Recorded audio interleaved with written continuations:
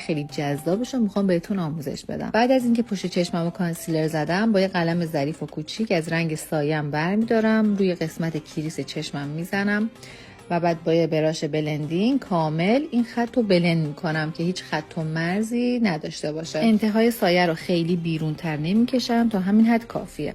بعد با رنگ سفید پالت چربم، شما میتونید از کانسیلرتون هم استفاده کنید، اگر سفید باشه خوشگل تر میشه.